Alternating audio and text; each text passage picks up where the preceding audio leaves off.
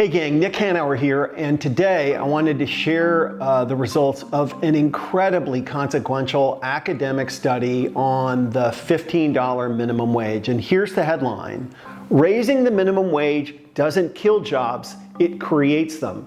And the more we raise it, it looks like the more jobs we create. So this academic study that came out of the University of California at Berkeley is breakthrough in a couple of really important ways.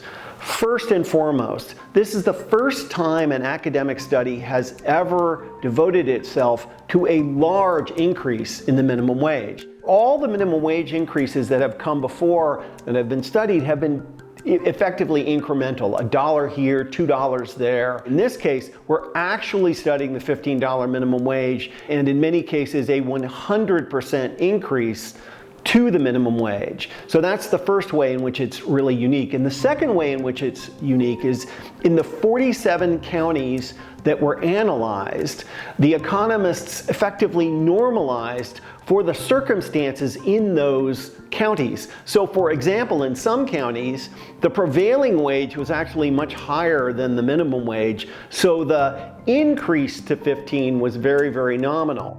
In some of the counties which were poorer, the increase to 15 was actually 100%. And what's super interesting and so consequential is that the more the actual increase, the more jobs that were created. Here's the thing.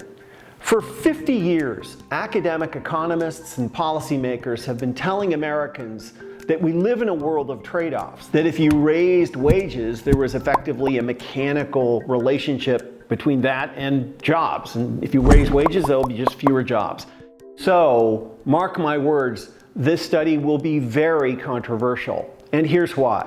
Because it flies in the face, first, of conventional economic wisdom, and there are a lot of economists who love that old-timey neoliberal wisdom, but more consequentially, this will be controversial because it implies that there is no excuse for not paying people enough money to get by without food stamps or government assistance. And obviously there are huge numbers of very powerful people who hate the idea that they may be under more scrutiny and under more pressure to pay people fairly. So that's at the core of these controversies.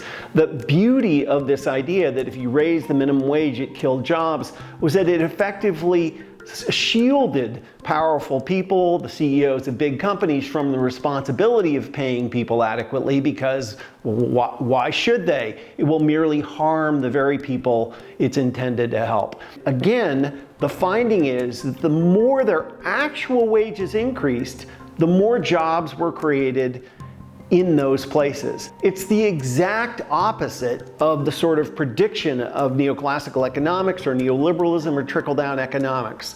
Raising wages doesn't kill jobs, it creates them. And that is a really important fact.